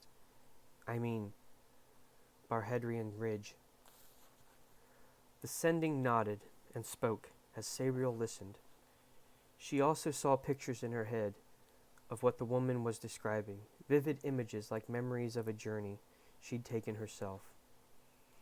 Now go northern side of the ridge. Follow the spur that begins there down till it reaches the valley floor. Look at the sky. There won't be any cloud. Look at the brightest red star, Eualis, near the horizon, 3 fingers east of the north. Follow that star till you come to a road that runs from southwest to northeast. Take that road for a mile to the northeast till you reach a mile marker in the center stone behind it. A path behind the stone leads to a long cliffs immediately north. Take the path. It ends in a door in the cliffs. The door will be answered to Masriel. The door will answer to Masriel. Beyond the door is a tunnel, sloping sharply upwards. Beyond the tunnel lies Abhorson's bridge. The house is over the bridge. Go with love, and do not tarry. Do not stop, no matter what happens. Thank you, Sabriel began, carefully filing the words away with the accompanying thoughts. Could you also... She stopped, as the mother sending in front of her suddenly raised both arms as if in shock and shouted, "Go!" At the same time, Sabriel felt the diamond of the protection around her physical body twinge in warning, and she became aware that the north mark had failed. Instantly, she turned on her left heel and began racing back to the border with life, drawing her sword. The current almost seemed to strengthen against her, twinning around her legs, but then fell away before her urgency. Sabriel reached the border, and, with a furious thrust of will, her spirit emerged back into life.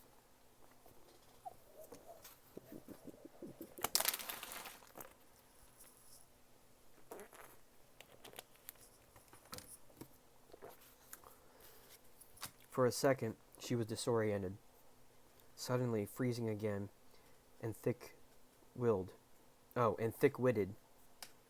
A grinning, corpse-like creature was just stepping through the failed north mark, its arms reaching to embrace her, carrion breath misting out of a mouth unnaturally wide. Thralk had been pleased to find the Charter Mage's spirit wandering and the broken diamond of protection. The sword had worried him a little, but it was frosted over, and his shriveled eyes couldn't see the charter marks that danced beneath the rime. Similarly, the bell that Sabriel's left hand looked like a lump of ice or snow, as if she had caught a snowball. All in all, Thralk felt very fortunate, particularly as the life that blazed within this still victim, was particularly young and strong.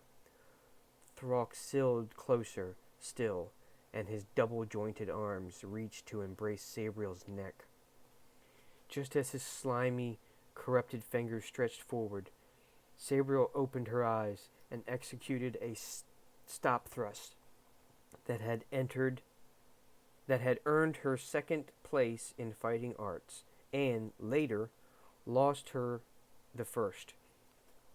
Her arm and sword straightened like one limb to their full extent, and the sword pointed ripped through Thralk's neck and into 8 inches of air beyond.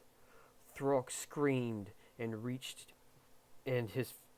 his reaching fingers gripping the sword to push himself free, only to scream again as the charter marks flared on the blade. White hot sparks plumed against his knuckles, and Thralk suddenly knew what he had encountered. "Abhorsen!" he croaked, falling backwards as Sabriel twisted the blade free with one explosive jerk. Already the sword had affected the dead flesh Throck inhabited. Charter magic burned through reanimated nerves, freezing those all too fluent joints. Fire rose in Throck's throat, but he spoke, a distant, to distract this terrible opponent while his spirit tried to shuck the body like a snake its skin and retreat into the night.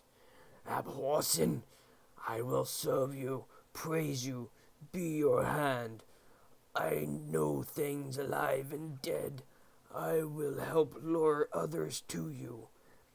The clear, deep sound of Sereneth cut through the whining, broken voice, just like a foghorn, booming above the shriek of seagulls. The chime vibrated on, echoing into the night, and Throck felt it bind him, even as his spirit leaked out of the body and made for flight. The bell bound him to paralyzed flesh, bound him to the will of the bell ringer. Fury seethed in him. Anger and fear fueling his struggle. But the sound was everywhere, all around him, all through him. He would never be free of it. Sabriel, watching the misshapen shadow writhing,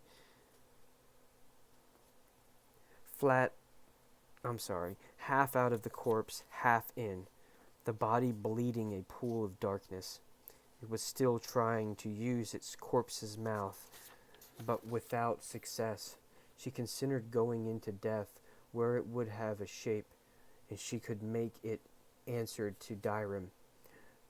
But the broken charter stone loomed nearby, and she felt it as an ever-present fear, like a cold jewel beyond her breast.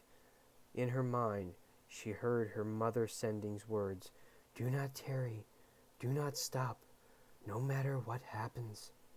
Sabriel thrust her sword point first into the snow, put Sereneth away, and drew Kebeth from the bandolier, using both hands. Throck sensed it, and his fury gave way to pure, unadulterated fear. After all the centuries of struggle, he knew true death had come for him at last. Sabriel took up a careful stance, with the bell held in a curious two-handed grip. Kebeth seemed almost to twitch in her hands, but she controlled it, swinging it backwards, forwards, and then in a sort of odd figure 8. The sounds, all from the one bell, were very different to each other, but they made a little marching tune, a dancing song, a parade. Throck heard them and felt forces grip him, strange, inexpressible, strange, extortable powers that made him find the border, made him return to death. Vainly, almost pathetically, he struggled against them, knowing he wouldn't break free. He knew that he could walk through every gate to fall at last through the ninth. He gave up the struggle and used the last of his strength to form a syllabus of a mouth in the middle of his shadow stuff, a mouth with a writhing tongue of darkness. "Curse you," he gurgled. "I will tell the servants of Carigor. I will be revenged." His grotesque, gulping voice was chopped off in mid-sentence. As Throck lost free will, Sereneth had bound him. But Kebeth gripped him, and Kebeth gripped him, and Kebeth walked him so Throck would be no more. The twisting shadow simply disappeared, and there was only snow under a long dead corpse. Even though the revenant was gone, his last words troubled Sabriel. The name, Carrygore,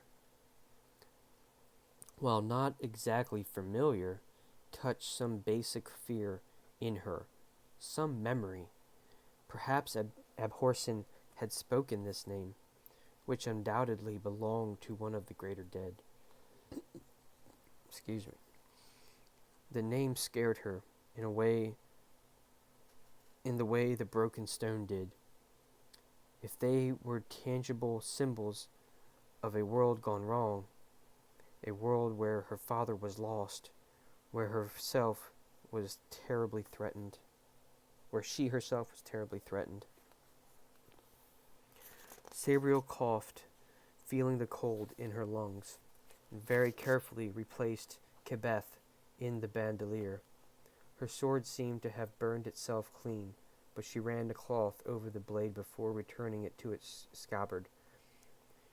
She felt very tired as she swung her pack back on.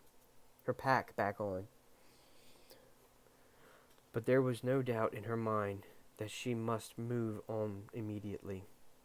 Her mother spirit's words kept echoing in her mind, and her own senses told her something was happening in death, something powerful to move towards life, moving towards the emergence at the broken stone. There had been too much death and too much charter on this hill, and the night was yet to reach its blackest. The wind was swinging around, the clouds regaining their superiority over sky.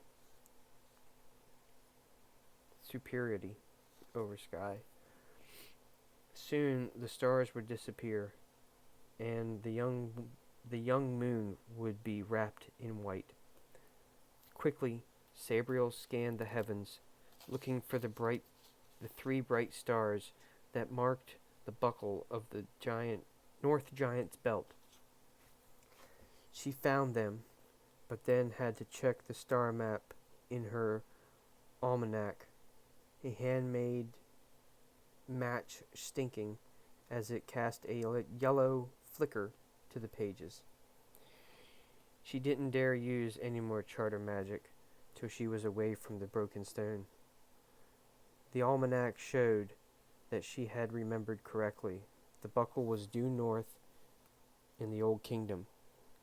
Its other name was Mariner's Cheat.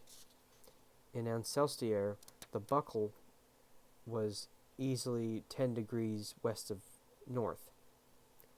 North located, Sabriel started to make her way to that side of the crest, looking for the spur that slanted down to the lost valley in darkness below.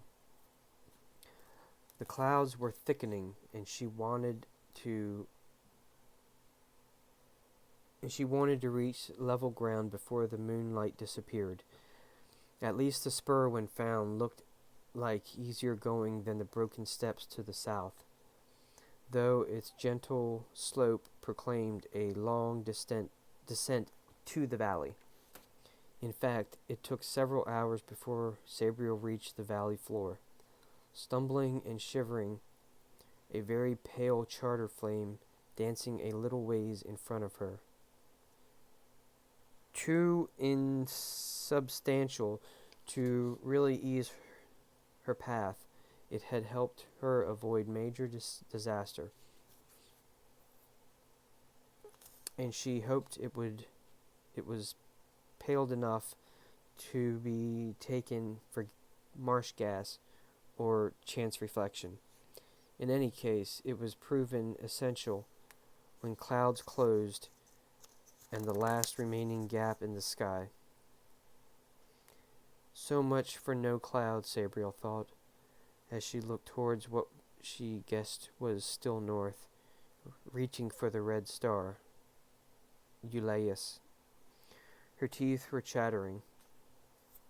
and would not be stilled, and the shiver that had started with her ice-cold feet was repeating itself through every limb. If she didn't keep moving, she'd simply freeze where she stood, particularly as the wind was rising once more. Sabriel laughed quietly, almost hysterically, and turned her face to feel the breeze. It was an easterly, gaining strength with the minute. Colder, yes, but it also cleared the cloud, sweeping it from the sky to the west, and there, in the first cleared broom stroke of the wind, was Euleus, gleaming red. Sabriel smiled, stared at it, took stock of the little she could around it, and started off again, following the star, a whispering voice constant in the back of her mind. Do not tarry. Do not stop, no matter what happens. The smile lasted as Sabriel found the road, and with a good cover of snow in each gutter, she skied, making good time. By the time Sabriel found the mile marker and the Charterstone behind it, no trace of the smile could be seen on her pale face. It was snowing again, snowing sideways as the wind grew more frenzied, taking the snowflakes and whipping them into her eyes, now the only exposed portion of her entire body. Her boots were soaked, too, despite the mutton fat she had rubbed into them. Her feet, face, and hands were freezing, and she was exhausted. She'd dutifully eaten a little every hour, but now simply couldn't open her frozen jaws. For a short time, at the intact Charterstone that rose proudly beyond the small mile marker, Sabriel had made herself warm, invoking the charter spell for heat, but she'd grown too tired to maintain it without the assistance of the stone, and the spell dissipated almost as soon as she walked on. Only the mother spirit's warning kept her going, that and the sensation that was being followed was only a feeling, and in her tired, chilled state, Sabriel wondered if it was just imagination. But she wasn't in any state to face up to anything that might not be imagined, so she forced herself on. Do not tarry. Do not stop, no matter what happens.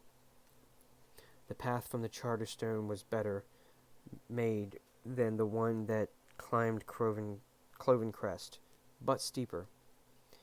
The pathmaker here had to cut through a dense grayish rock which did not erode like granite, and they had built hundreds of wide, low steps carved with intricate patterns. Whether these meant something, Sabriel didn't know. They weren't charter marks or symbols of any language that she knew, and she was too tired to speculate. She concentrated on one step at a time, using her hands to push down on her aching thighs, coughing, gasping, head down to avoid the flying snow. The path grew steeper still, and Sabriel could see the cliff face ahead, a huge black vertical mass, a much darker backdrop to a swirling snow than a clouded sky, palely backlit by the moon. But she didn't seem to get any closer, as the path switched back to and fro, rising further and further up from the valley below. Then, suddenly, Sabriel was there. The path turned again, and her little will-o'-the-wisp light reflected back from the wall, a wall that stretched for miles on either side, and for hundreds of yards upwards. Clearly, these were the long cliffs, and the path had ended. Almost sobbing with relief, Sabriel pushed herself forward to the very base of the cliff, and the little gray light rose above her head to disclose gray. Lichen-veined rock. Lichen-veined rock.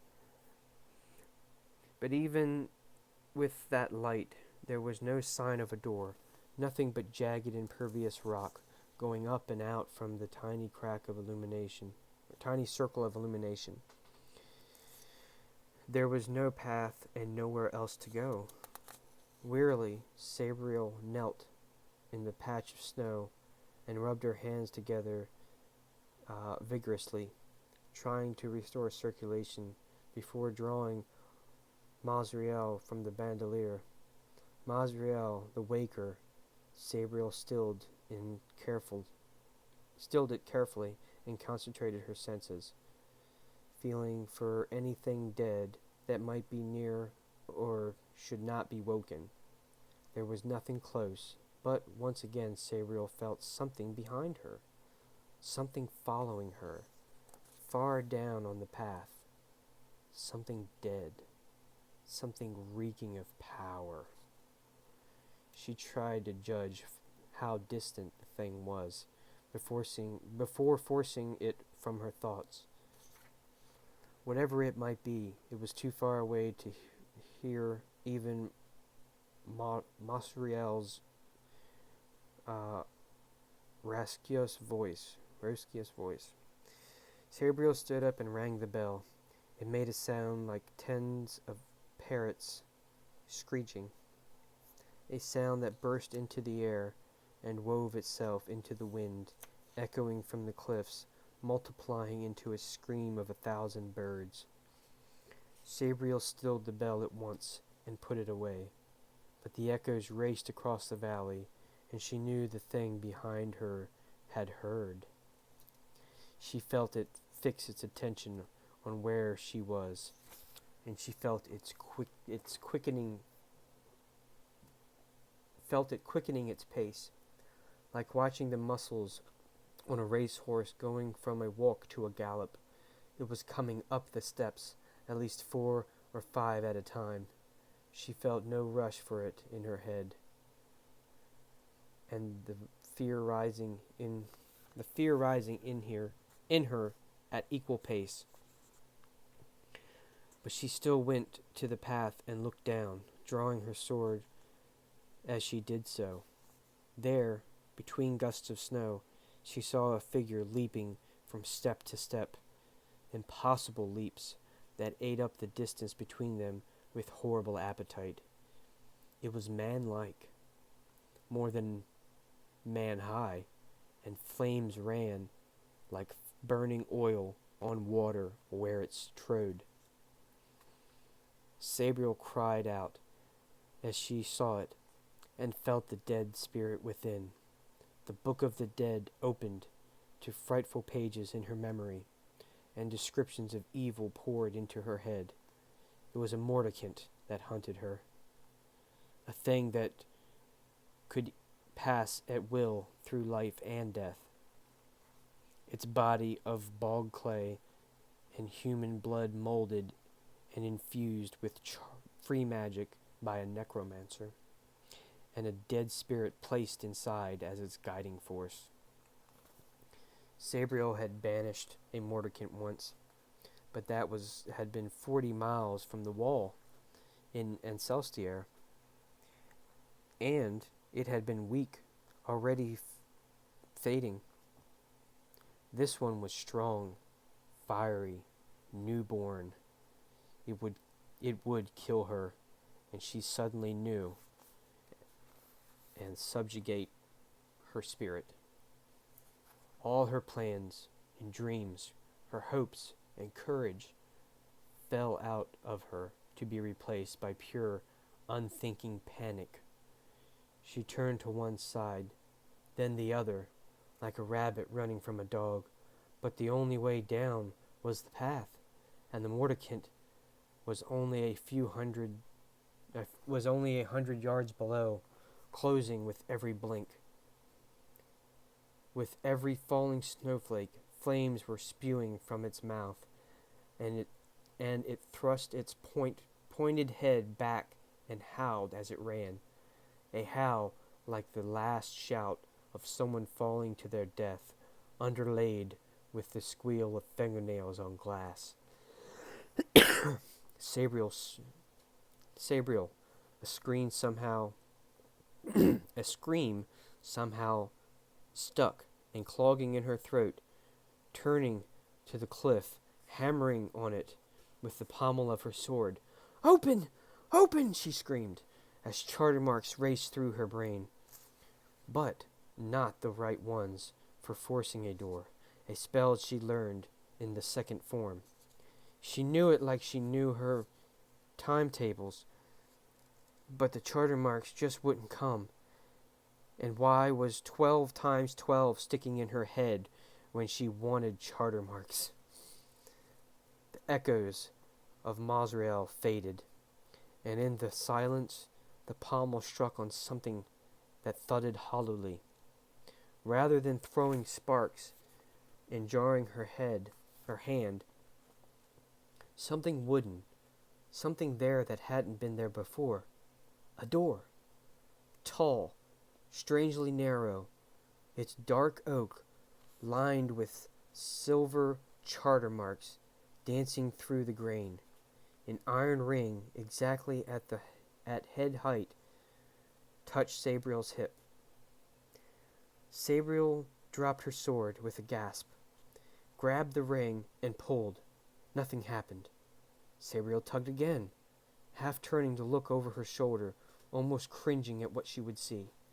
The Mordicant turned the last corner, and its eyes met hers. Sabriel shut them, unable to bear the hatred and bloodlust glowing in its gaze like a poker left too long in the forge. It howled again and almost flowed up the remaining steps, flames dripping from its mouth, claws, and feet. Sabriel's eyes, still closed, pushing on the ring.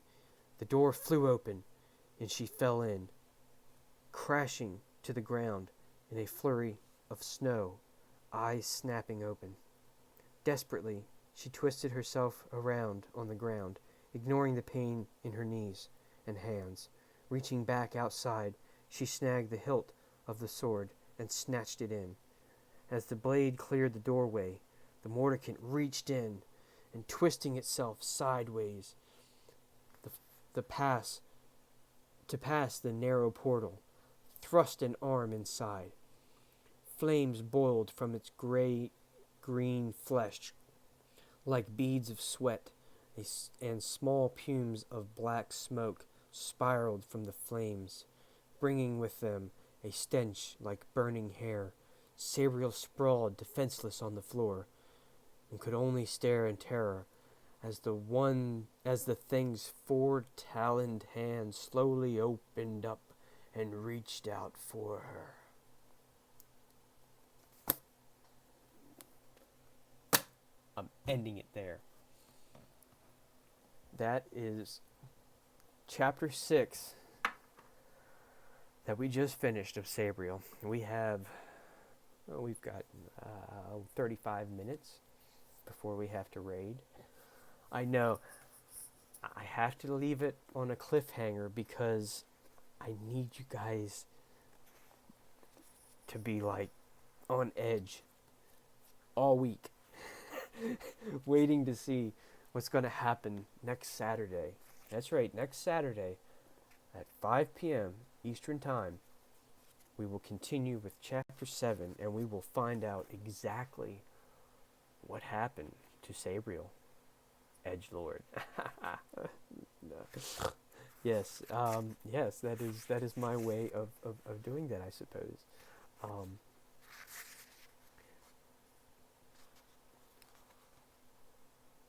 Yeah. But I want to mention one thing. There is a character we have not met yet. I am not going to spoil anything as far as who this new character is. All I'm going to say is it has to deal with a mysterious talking cat.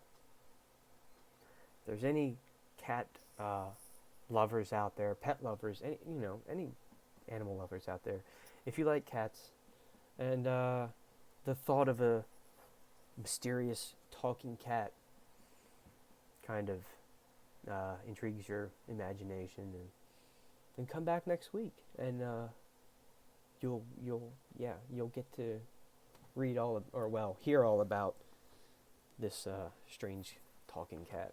So yeah, that's where we'll stop it. So here's what I'm going to do. I'm going to, just so everyone knows, let's talk about, where are we at? Before we do that, let's elaborate. So, what did you think, MP? Let's elaborate on the story, these past 4 chapters. Last time we only had the prologue and chapter 1 and 2. That's what we did last week. This week we did 3, 4, 5, and 6, because we had the time. So, I might only do 3 chapters next week, possibly, depending on time. So, what do you think? What do you think? Was it cool? What do you think about this monster? Is it going to get her? I think the story's going to end right there, maybe?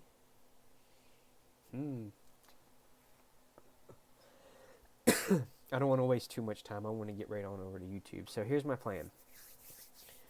I'm going to go to my end scene, and I'm going to let it play for like a minute, and then I'm going to end the stream, and I'm going to start it up on my phone, okay? And I should be able to raid you from my computer while still being able to view the chat. I should be able to do that from right here. So the story will end. Trilogy ends right here. Yes, the trilogy ends right here. That's it. Game over, dude. So, that's what we're going to do. I'm going to jump on over here to the end scene. MP, thank you. Our new follower, Ghost Wanderer, thank you. Thank you for the follow. Thank you for being here. I'm going to send you if you want, let me know, and just send me a whisper. Just say you'd like to join the Discord, and yeah, if you do, I'll send you a invite. Whisper an invite back, and we've got like almost 130 people now, I think. So, yep, it's doing pretty good. Okay, well, I'm gonna say bye, and we'll be right back. So hold the line. Count to 20. No, that's not gonna work. As soon as the stream ends, count to 20. I'll jump over to the phone, and we should be good. Okay, hold the line. Bye. See you soon. Bye-bye.